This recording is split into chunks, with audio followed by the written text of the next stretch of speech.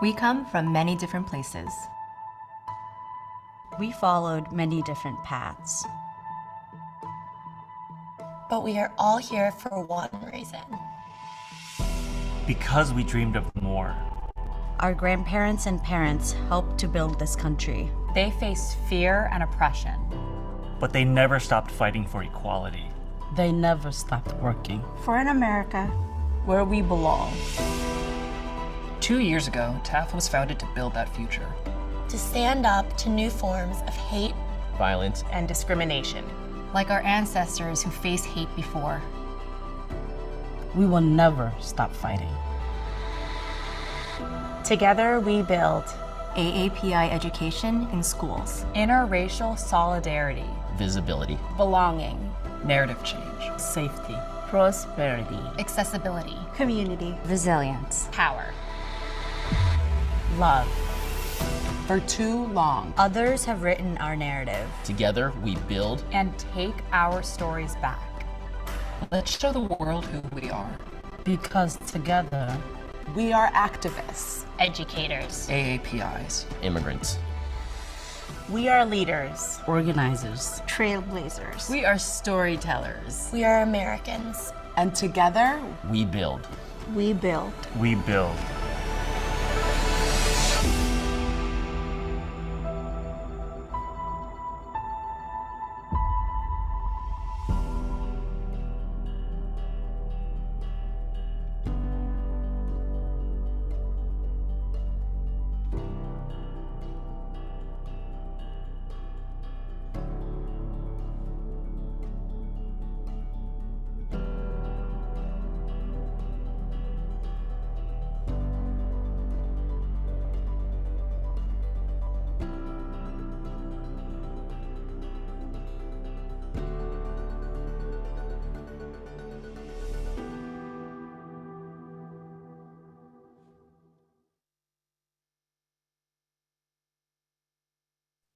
Hello, everyone. I'm Norman Chen, CEO of the Asian American Foundation.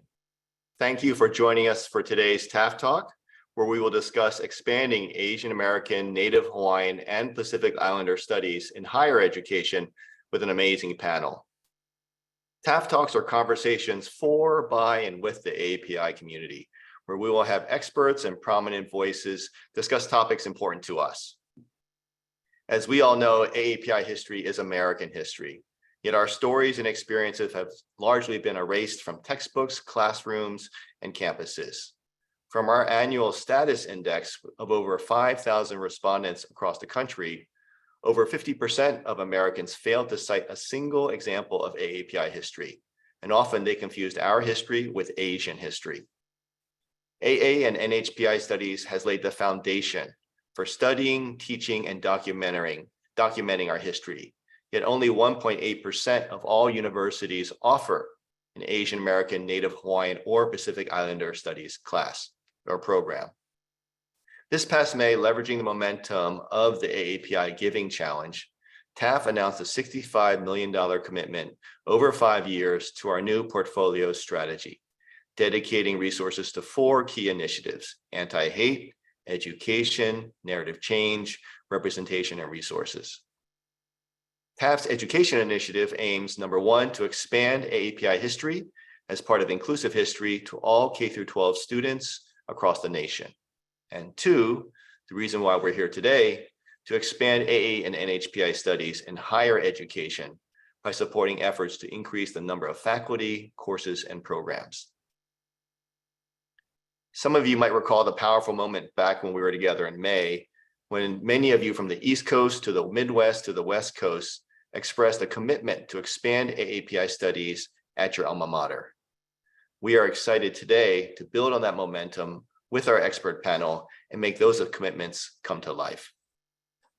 I'd like to introduce to you Dr. Terry Park, our Education and Narrative Change Program Officer here at TAF, who is our moderator for today's TAF Talk. Terry? Thanks, Norman. Welcome, everyone. Thank you so much for joining us for today's TAF Talk. I'm Dr. Terry K. Park, TAF's Education and Narrative Change Program Officer, and a former Asian American Studies professor at several universities across the US, including Miami University of Ohio, the University of Maryland, Wellesley College, and Harvard University. On each campus and in every classroom, I witnessed the power of Asian American studies to reflect our histories, cultures, and communities, explore what it means to be both Asian American and American through the critical lenses of empire, war, migration, labor, resistance, and intersectional solidarity, and inspire the next generation of leaders of AAPI and non-AAPI descent. I'm really thrilled to moderate today's conversation with our incredible panelists. Today, you'll hear from Joe Bay, co-CEO of KKR, TAF co-founder and board member, and Harvard alumnus. Next, Dr. Pawan Dhingra, president of the Association for Asian American Studies, or AAAS, an associate provost and associate dean for the Faculty of American Studies at Amherst College. And finally, Dr. Rowena Tomaneng, president of Asian Pacific Americans in Higher Education, or APAHE, and president of San Jose City College.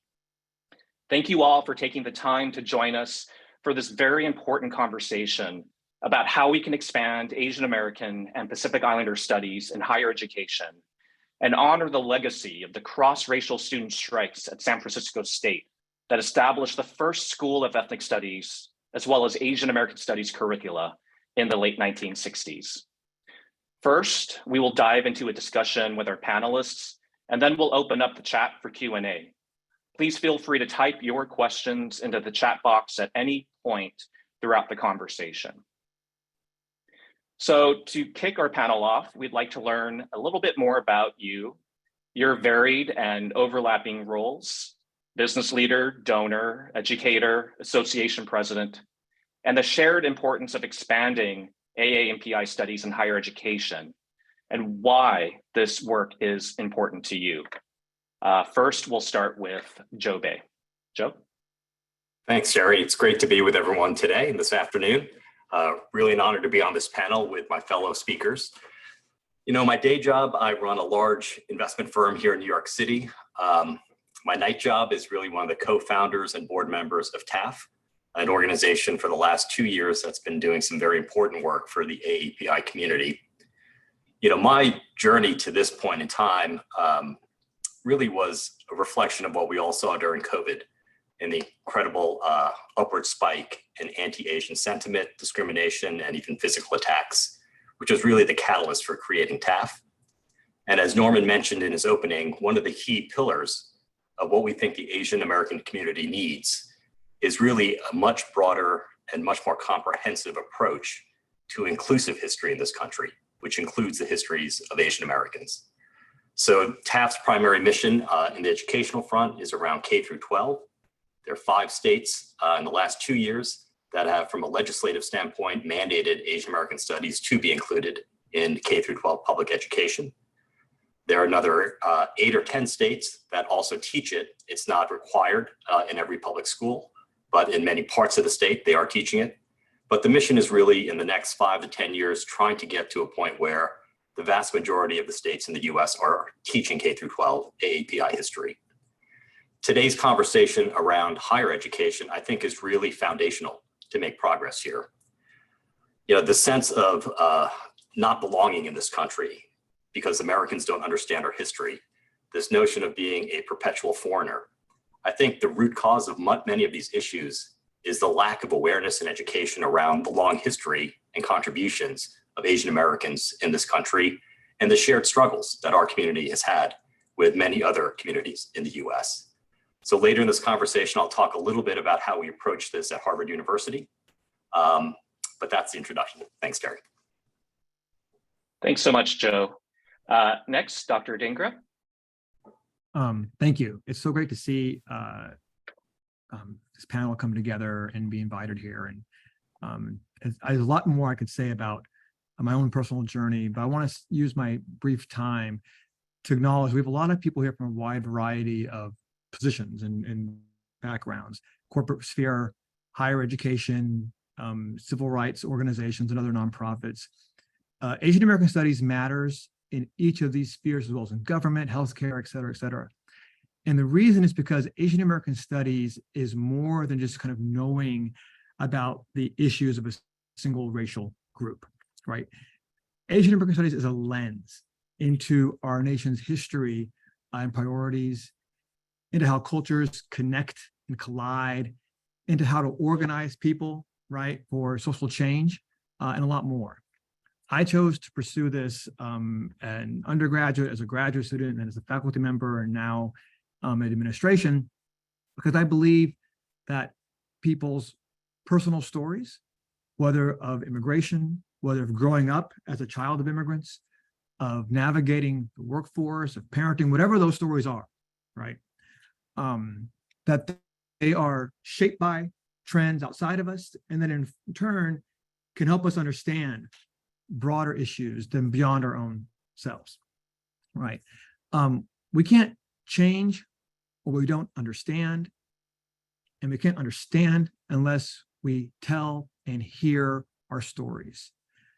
As president of the Association for Asian American Studies and as an administrator here at Amherst College, I see my role as empowering others who want to do their best to connect with one another and to advance their goals. I'll say something really quick about AAAS. It's the largest and oldest association dedicated to Asian American studies and higher education. It allows for members to learn from one another, right, to connect outside of higher education, such as K through 12, the media, activists.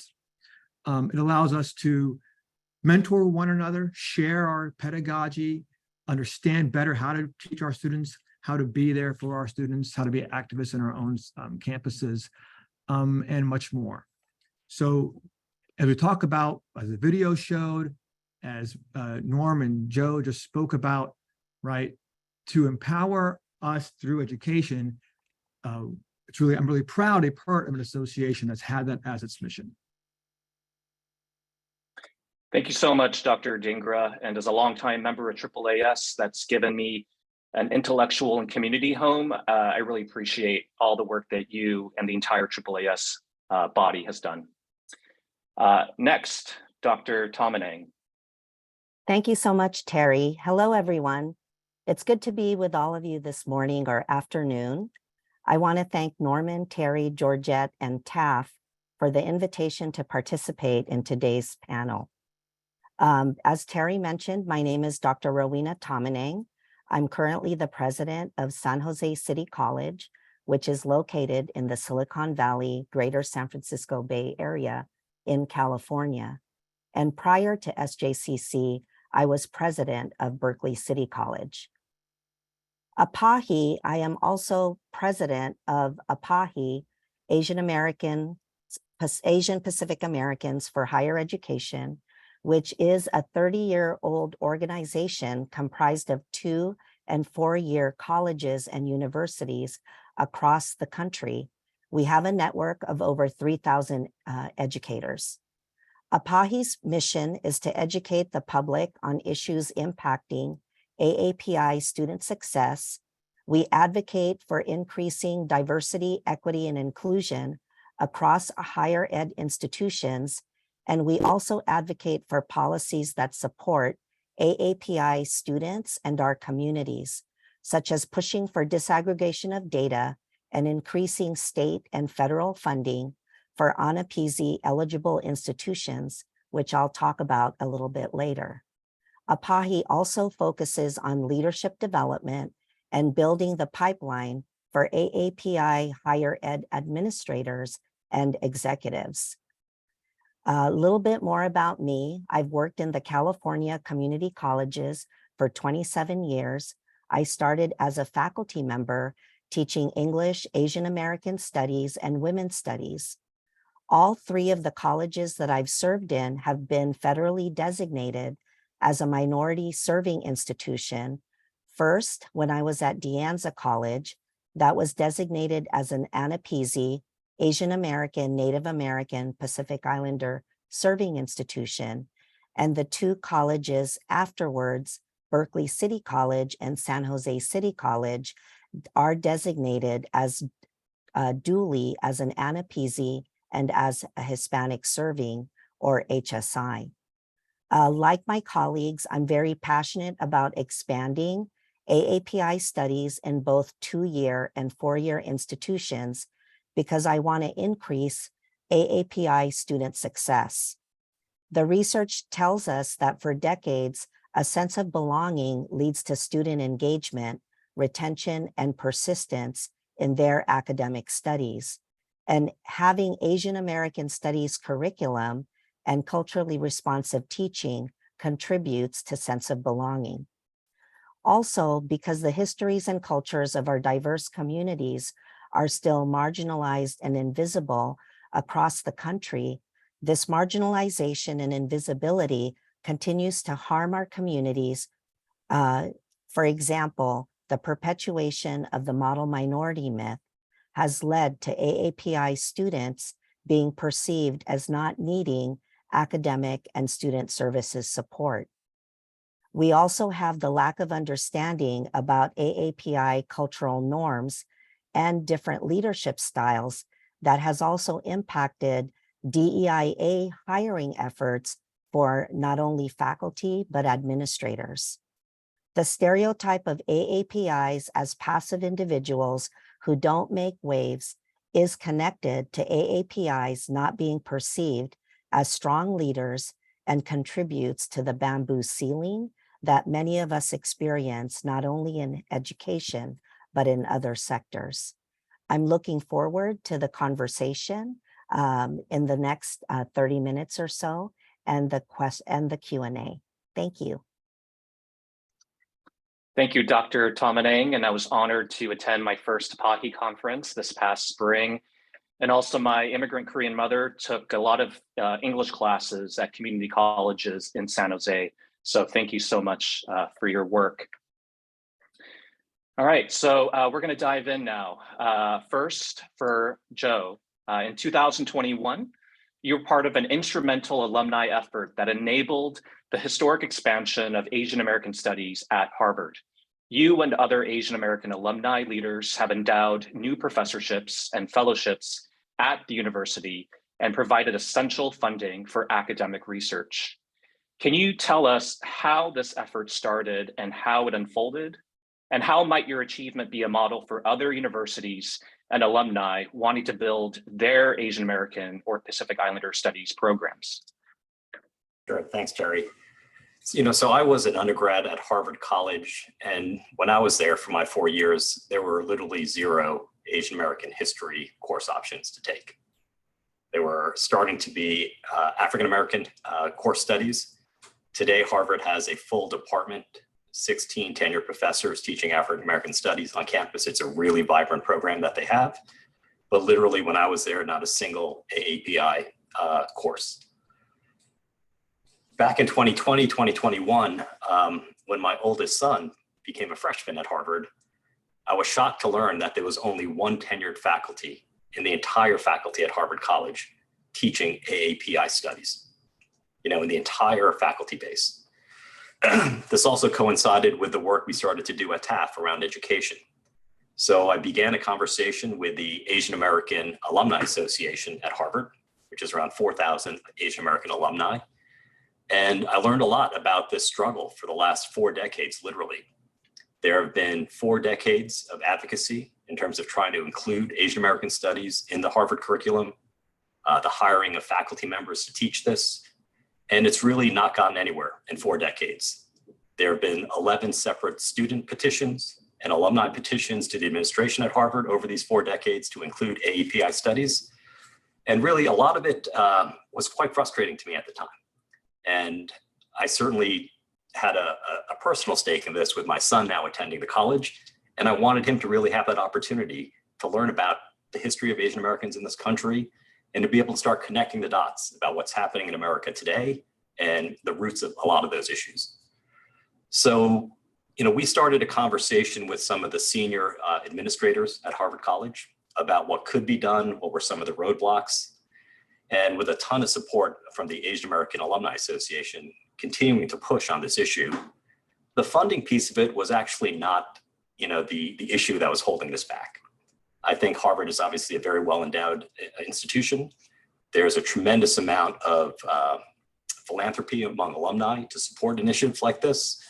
What really unlocked this, I think, was from an administrative standpoint, Claudine Gay, who was at the time the dean of the undergrad and grad school at Harvard. She's now the new president of Harvard University. She's always been a huge advocate for ethnic studies and increasing Harvard's programming in this area. And as the alumni base started to push for the inclusion of more Asian American studies, we finally had an advocate, a leader on campus who really valued this as well. And that was a huge unlock in terms of making this happen. You know, again, as I said, we had one tenured faculty professor teaching Asian American studies 2 years ago at Harvard. There were literally 12 of us that came together, many of my friends in the Asian American community who are Harvard alum. And we very quickly, within less than 3 months, we were able to cobble together $45 million of an endowment. 36 million of that was to endow 6 new faculty seats, tenured faculty seats at the university in the next 5 years. So we go from 1 to 7 tenured faculty members on campus teaching Asian American studies. And then obviously continued funding for research grants, graduate students, all the other programming that needs to come along in addition to having the professors on campus. So in the last 2 years, we've hired 2 of those faculty seats. Erica Lee, who was the chair of the Asian American Studies Department at Minnesota, one of the leading historians of AAPI history, and then Taeku Lee from UC Berkeley. I think this is really the start of a very long-term initiative at Harvard. This is just a handful of alumni that engaged with administrators and the Alumni Association to really push this forward, but this is the starting point. Ultimately, our ambition is to have a major degree. You could get a degree in Asian American Studies at Harvard. We'd love to see that happen. We'd love to see Asian American Studies be a separate department at Harvard, just like African American Studies. But this is something that's going to take time, obviously, and more resources to effectuate that vision. And Joe, if you don't mind, thank you so much for that incredible endowment at Harvard. I was a non-tenured faculty member at Harvard in 2016, 2017. And I was there for one of the 11 petitions that you mentioned to advocate for Asian American studies, and very little happened until, as you mentioned, Claudine Gay became the dean and then became the first Black president of Harvard. I was wondering if you could talk a little bit more about the importance of Claudine Gay's position there, because I believe she didn't just support Asian American studies, but a wider range of ethnic studies positions, and what that might mean for cross-racial solidarity support and uplifting Asian American studies. Yeah, no, I think it's a real game changer on the campus of Harvard University. And it's not just Claudine. One of the biggest allies we had was the Dean of Social Sciences at Harvard, a gentleman named Larry Bobo. He was also the chair of the African American Studies Department at Harvard. And he really believed and understood the power of creating a robust Asian American Studies program. And Harvard is a campus where over 25% of the undergraduate students are Asian. Right? This is highly relevant for their student base. It's in high demand in terms of coursework that people would like to take. So it's really a win-win-win. But to me, the real interesting understanding, it really wasn't just about the funding. The funding is obviously critical, but it's having those allies, those leaders on campus, and ultimately for this program to continue at Harvard and gain momentum, it's going to need to be faculty and administrator-led. Right? This has to be something that the leaders on campus are really pushing for and advocating for. And that's where I think Claudine's leadership is just going to be such a huge, huge positive for the community. Absolutely. Thank you so much, Joe. Next, we'll turn to Dr. Dhingra. In your experience as AAAS president, as well as faculty and administrator at a small liberal arts college, what does it mean to support Asian American or Pacific Islander studies at different types of universities, whether four-year flagship universities or regional universities, SLACs, community colleges? And I believe we have a wide range of universities represented here in this room. So if you could speak a little bit about how Asian American studies can be expanded across different institutional types, the unique challenges and opportunities that come with this work, including at SLACs, and how our audience can support the growth of Asian American or Pacific Islander studies at a wide range of universities, including SLACs. So thank you. Yeah, I'll try to speak more on the SLAC side of that, but I'll pick up what Joe said first, which is really fundamental and maybe not fully understood by those outside, unless you're kind of inside the university walls, which is that the faculty and departments really drive the hiring decisions at a lot of places. Administrators can put their thumb on a scale, but they have to get the support, and as Joe mentioned, of faculty level deans, department chairs, and just everyday faculty to kind of see this as a priority. And that's really a challenge, and not for reasons that are nefarious or prejudiced necessarily, although those can, prejudice is always something to think about. It's because there's a lot of other competing priorities, and even in a place as well endowed as Harvard, a place that, or many places like this, people still work under a constraint of resources. You only can do so much. So having faculty kind of, and I'll say more about this later, really is the kind of missing ingredient a lot of times. In terms of SLACs, or small liberal arts colleges, SLACs make up about 200 of the about 1,500 higher education schools in the country. So on the surface, SLACs are not an obvious battlefront for promoting APA studies. But in many ways, it's one of the most essential places. So it makes sense that APA studies is pronounced in big universities in the West Coast, right? If you have a student body that's 40, 50, 60% Asian American, you really kind of have to have Asian American studies, right? Doesn't really make much sense otherwise. Of course, not all of them do, but the argument for it is really straightforward. And that's where you've obviously seen the largest number of courses and programs and the like. But our goal is to make APA studies beyond just representing people's backgrounds and identities, right? Like I was alluding to earlier, APA studies should be seen as essential knowledge to what it means to be a critical thinker, right? To be an educated person. It helps learn about our nation's history and culture, its troubled history, its troubled culture, helps learn about international relations, trends like immigration, family formations, entrepreneurship, et cetera, et cetera. Liberal arts colleges are dedicated to creating graduates with broad educational kind of backgrounds and skill sets. We don't really look to kind of create the next person who can walk right into an accounting firm or right into some kind of other space. They need more kind of vocational specific training. But instead, what we hope liberal arts colleges provide are the critical thinking skills and other skills necessary to take in information, to organize it, to explain it, to manipulate it, right, and move forward on projects, right? So APA studies needs to be understood as integral to liberal arts colleges so that we can see it as an essential part of what it means to be a critical thinker, a knowledgeable person, someone who's skilled for a variety of kind of occupations and domains, right? If it's not here in SLACs, then in effect, what we're saying is that APA studies is just about identity, right? And if you don't have a ton of Asian Americans on your campus, then don't worry about it, right? At Amherst College, we're aiming to create what would be the first major in Asian American studies at a single small liberal arts college. Towards that end, we're in the middle of a cluster hire in Asian American studies, which basically means committing to 3 hires on all in Asian American studies placed in different departments across the college. So it'll be economics, psychology, and English to join those of us who are already here. I won't get into great detail about this for the sake of time, but the goal is to implant APA studies as part of the full curriculum. And that's exactly what it is meant to be, right? Because again, people on this call from all kinds of occupations and backgrounds and everything else, and APA studies is relevant wherever you are.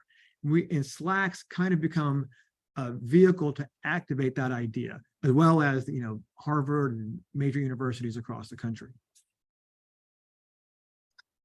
Yeah, thank you so much, Dhingra, Dr. Dhingra. And I'm sure there are folks here who are graduates of small liberal arts colleges, and I encourage them to possibly reach out to you to see if they can support a similar cluster model, which I think is a really innovative way to implant Asian American studies in popular majors at a campus and grow Asian American studies.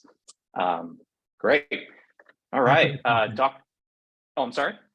Happy to talk to anyone about this. Yeah. Thank you so much. Dr. Tomaneng, in addition to your role as president of San Jose City College, you also serve as the president of APAHE. According to APAHE's website, less than 1% of the 3,000 colleges and universities in the US are led by a person of Asian descent. Advancing the pipeline of Asian Americans toward senior level administration and higher ed is a priority of APAHE's. Can you share why it's important to have more Asian American and Pacific Islander administrators in terms of expanding AA and PI studies programs, and how folks in our audience can support APAHE's mission? Yes, great question, Terry. And for those who are interested, the study or the percentage that Terry has just mentioned, it's coming from a recent study by the American Council on Education, or AAAS. And it was a study conducted in 2022 that they just started rolling out this past spring. And the study is on CEOs.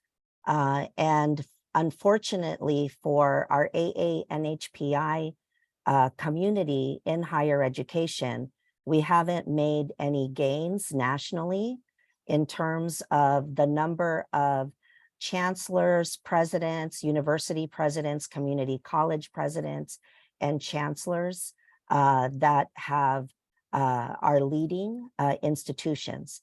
For APAHE, since we've heavily invested in building the pipeline of AA NHPI higher ed leaders across both 2-year and 4-year institutions.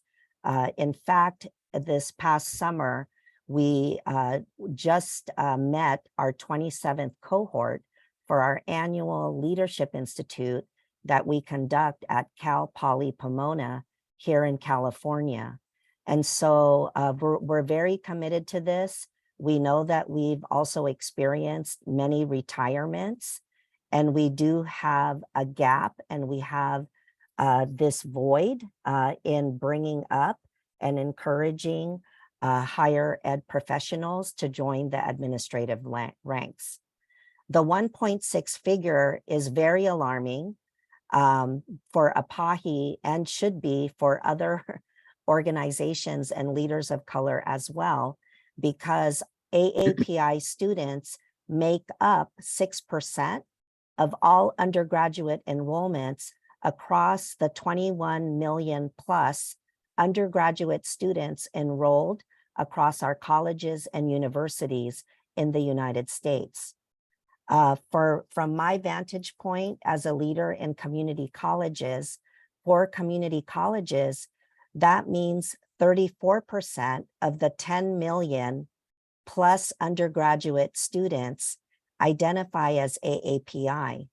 So if we think about, being committed to diversity, equity, and inclusion, and we see such really low figures in terms of administrators and higher ed executives, then our students don't see role models.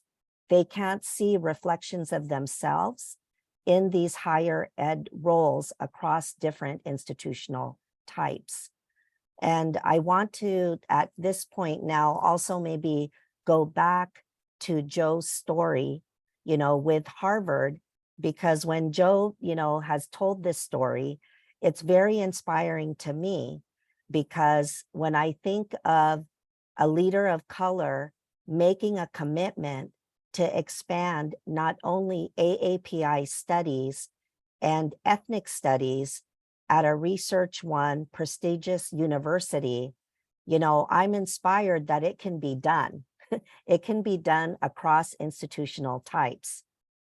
For example, APAHE has decided recently to also, work with other leaders of color organizations, especially in the African American and Black community and in the Latinx community, because we believe that working in coalition and working together, to do this leadership pipeline work, not only will benefit our AA and HPI students, but it will also benefit Latinx students and African American and Black students, who we know that the educational research tells us that those two populations also continue to experience these racial opportunity gaps, in educational access, and in completion to reach their professional goals. So I think I'll stop there. Yeah, thank you so much, Dr. Tomaneng, for emphasizing the importance of cross-racial solidarity in growing both Asian American, Pacific Islander studies and ethnic studies as a whole. That is the legacy of the late 1960s student strikes, and it's a core value for TAF in our entire education initiative from K through 12 to higher ed. If you don't mind, I wanted to quickly follow up with you, Dr. Tomaneng. You mentioned this in your introductory remarks about the importance of APAHE. Can you tell us a little bit more about the APAHE program and how it provides important resources, not only to support low-income, predominantly Southeast Asian and Pacific Islander students at community colleges, which, as you mentioned, 30 to almost 40% of all AAPI college students attend, but also how the APAHE program supports the growth of Asian American and Pacific Islander studies programs? Yes, thank you, Terry. And I'll try to explain the APAHE Minority Serving Institution federal designation as clearly as possible. And I'm happy to take questions when the time comes for the panel. So just a little bit of history. In 2007, the College Cost Reduction and Access Act was signed into law, creating the Asian American and Native American Pacific Islander Serving Institutions, or APAHE designation. And this was, at that time, the federal government's newest minority serving institution, or MSI, and it was designed specifically to support Asian American and Pacific Islander students and low-income students. The APAHE designation then is a competitive federal grant that provides funding for colleges and universities with a significant enrollment of a specific undergraduate population, in this case, Asian American or Native Hawaiian Pacific Islander students. So institutions that are eligible are able to apply and receive this APAHE grant, and the grants range from 1.7 million to 2 million over several years. And what institutions who have received this funding have done, and I'm happy to say that we have many Asian American and Pacific Islander researchers now who are doing research on the effectiveness of APAHEs across different institutional types. So at the opportunity that the APAHE grant has provided then has expanded, allowed institutions to expand their Asian American Pacific Islander studies programs. It has allowed institutions to establish Asian American Pacific Islander student success centers. It has allowed institutions to provide leadership development and mentorship and coaching to students. And it has also allowed internship opportunities in a variety of fields through the curricular programs. And then lastly, some of the studies have also shown that institutions who have received APAHE funding and have set up their projects, that they've been able to leverage their partners, community partners, civic partners, and foundation partners to enhance student success by offering scholarships. So for community colleges, many community colleges who have been recipients of APAHE funding have benefited from transfer scholarships. So students can address that total cost of college affordability issue when they transfer to either a public four-year university or a private such as Amherst, or Harvard or Stanford. And then other studies have also shown positive outcomes just for the institution itself in terms of retention rates, increase in GPAs across the diversity of AA-NHPI students, increase in transfer, and then as Dr. Dhingra talked about earlier as well, that self-efficacy. And so many students who go through APAHE programs, they develop self-agency and they begin to apply those leadership skills, not only in their respective institution, but outside in the community, and engage in advocacy and activism, around AA-NHPI issues. Yeah, thank you so much for that overview of APAHEs. And just briefly, a couple of examples of how APAHEs have supported the growth of Asian American Studies programs. Hunter College in New York City, where I was an adjunct lecturer many years ago, recently opened a Helen Zia Chair of Asian American Studies that not only offers more courses, but also this chair will help place interns at various community organizations in New York City, showing the relationship between and the possibilities between Asian American Studies and the community. And then I was a faculty member at the University of Maryland, College Park, which is the only Asian American Studies program in the DMV area. My position was a result of the APAHE grant that the University of Maryland received in 2010, the first flagship public university that received an APAHE funding.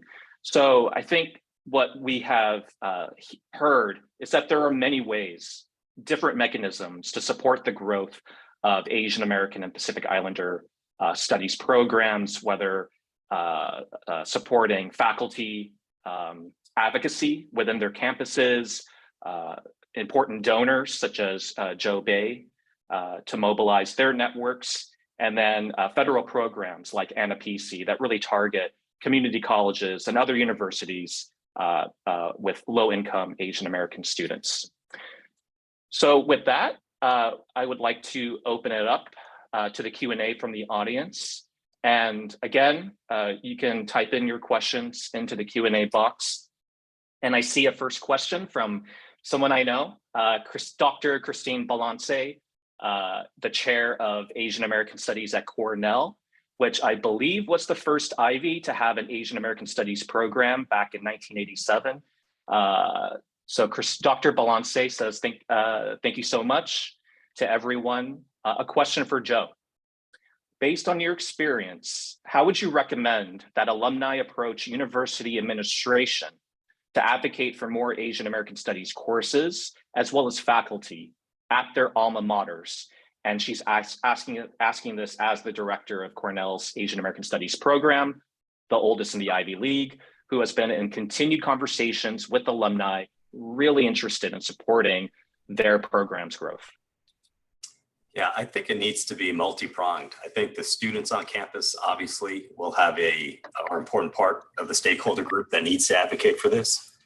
And again, at Harvard, that's been going on for 4 decades, literally on campus. I think the Asian American alumni base, the association, should have a loud voice and a vocal voice in advocating. But ultimately, it's finding those champions on campus in positions of leadership on the faculty and in administration that need to be identified to be the local champions on campus to push some of these initiatives. I actually think there's a tremendous amount of pent-up interest among alumni and donors to support this. There's so many engaged Asian American alumni at Harvard who would love to support a program like this. but I think it's going to happen in stages. We were very clear strategically at Harvard that we needed to get this cluster hire of 6 professors done. And that would be the nucleus to then build more enthusiasm among the faculty, among the administration, as to the potential of this program over time to take it to the next level.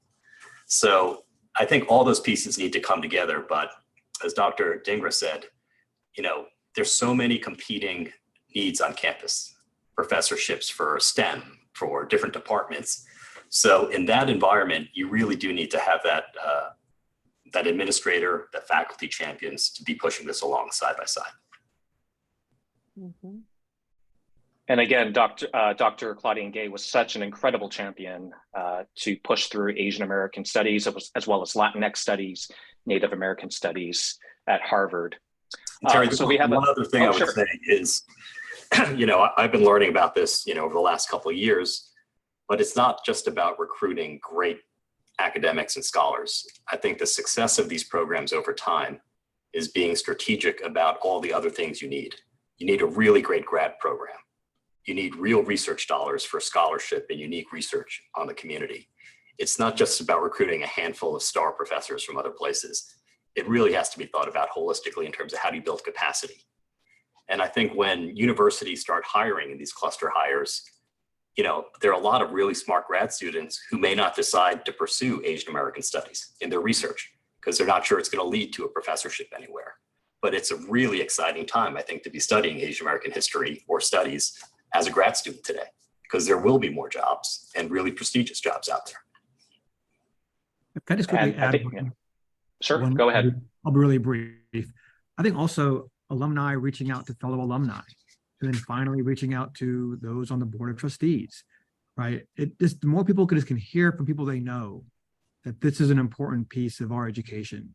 Cornell will be so much better off, or any University X would be so much better off if it had. Hearing from people makes a big difference in any kind of social change. We all know this. So just applying that and reaching out beyond the obvious alumni to make it more of a ground-swelling effort. Yeah, thank you for that. So speaking of alumni, we have a question from the lead of UPenn's AAPI Alumni Association. Harvard's story sounds very familiar. Are there any strategies for engaging with administration when the deans are all white? And I'm assuming this question can be answered by anyone here.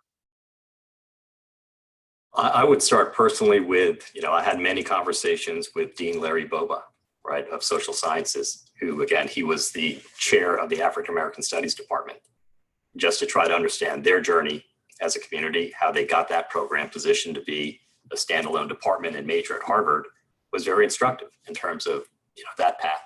And he became an incredible ally in pushing for this. So I think there will be those faculty, those administrators who care deeply about ethnic studies.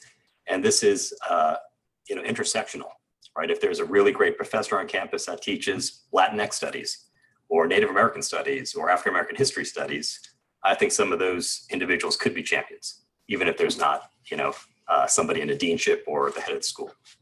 Mm-hmm. And then Terry, can I just add because I'd like to underscore what Joe and both Pawan have said already. It's having an intentional strategy. So, we know that many of our higher ed institutions, community colleges likewise, that we still have work to do in diversity, equity, and inclusion across just student groups and also in terms of employees, administrators, faculty, etc.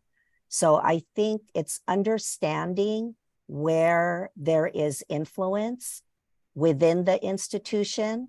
If the alumni, as in Joe's case and as in many other private universities, alumni are very powerful. So let's, work with the alumni and engage the alumni, in these efforts at DEIA. Our students are very powerful. They have powerful stories to tell, and they have agency. Our institutions would not exist without our students. And so let's begin working with student leaders as well. And as Joe mentioned, who else are allies in the institution? You know, who are the faculty allies beyond, you know, Asian American Pacific Islander studies? And can we get everybody talking, bring everybody together in dialogue, you know, look at the data of what's going on in the institution, and then begin to come up with some solutions, you know, of how are we going to approach this? Sometimes you know, as in my vantage points, I have the privilege of being a college president.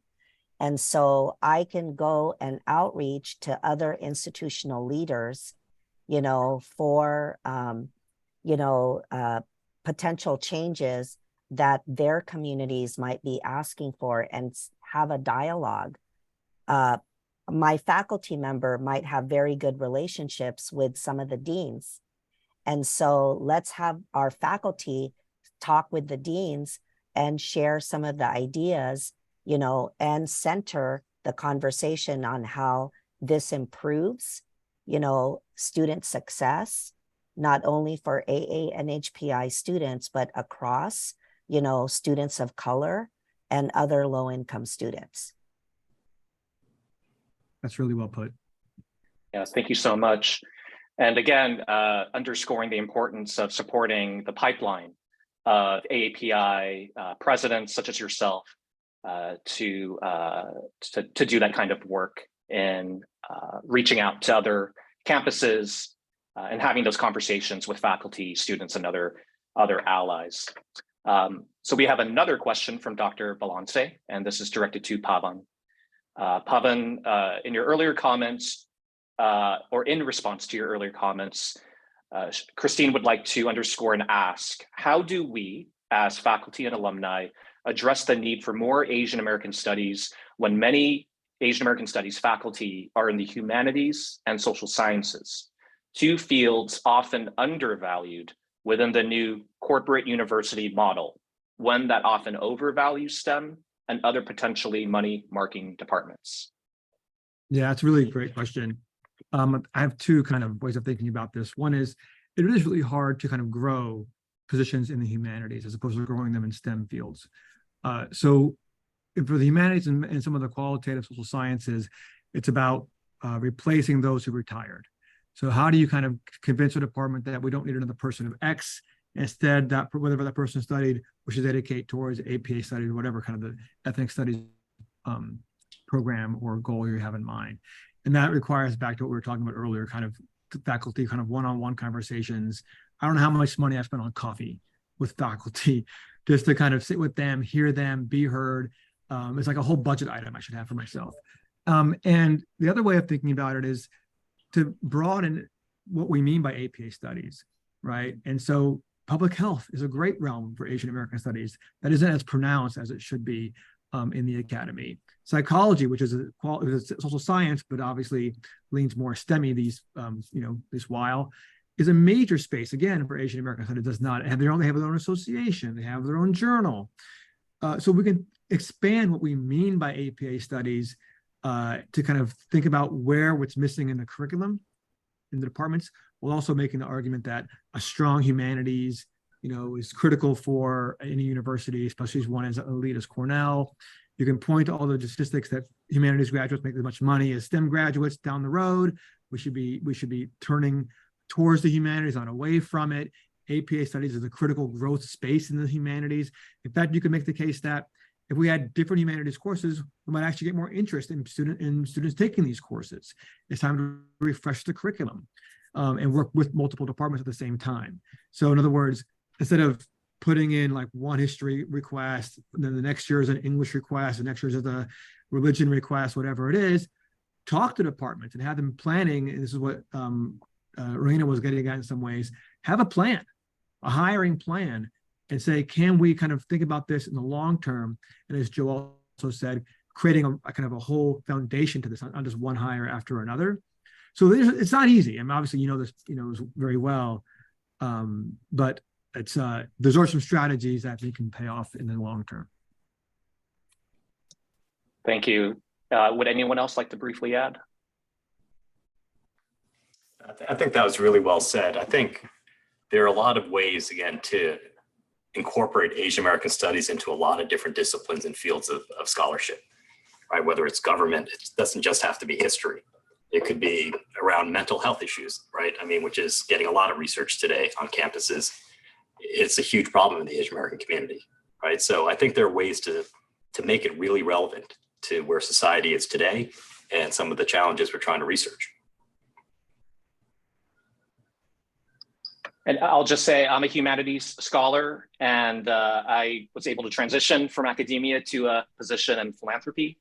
And I think there are some notable Asian Americans, and maybe we could have another panel with Ali Wong, the comedian who majored in Asian American studies at UCLA, or Andrea Chern, the chief brand officer at Panda Express. I believe she majored or minored in Asian American studies at UPenn. So I think that's such a great argument to think about the different ways that Asian American studies, whether in the humanities, social sciences, natural sciences, other disciplines, can lead to different positions in the workforce. John Cho was an English, he was on campus recently here, actor John Cho. He was an English major at UC Berkeley. There you go. We can have lots of future John Cho's, Ali Wong's, et cetera. All right, so with that, I will turn it to our Chief Programs Officer, Georgette Bathena, to close this TAF Talk. Hi, everyone. My name is Georgette Bathena, and as Terry mentioned, I'm the Chief Programs Officer here at TAF, overseeing programming and strategy. And I have the honor of closing us out today. I know no one wanted this conversation to end, and there's a lot of key takeaways. But just thank you so much for joining us for this very powerful conversation. I'd like to also thank our incredible speakers. So our board member, Joe Bay, thank you. Dr. Pawan Dhingra, and also Dr. Rowena Tomaneng. Today, we've discussed both the challenges as well as the opportunities to bringing AA and PI studies to higher education. We talked about the importance of a multi-pronged approach that is not just funding, while funding can be very helpful, but also around allies and leaders on campus, whether it be faculty and administrators, and also thinking about other influencers like students as well as alumni associations. We also heard from our board member, Joe Bay, about the journey to bring Asian American studies to Harvard, and also the importance of a broader and comprehensive approach to inclusive history, which includes AA and PI studies as well. If you'd like to get more involved in our higher education strategy, we'd love to hear from you. Please reach out to us. You can reach out to myself. You can reach out to Dr. Terry Part, our incredible moderator, and thank you, Terry, and also our newest staff member and Director of Education, April Yee, who joins us later this month. You can reach us at partnerships@taaf.org. And if you'd like to stay connected with TAF, you can also follow us on social media channels, as well as on LinkedIn, or subscribe to our newsletter. So with that, thank you so much, and we hope to see you at a future TAF Talk. Have a great day.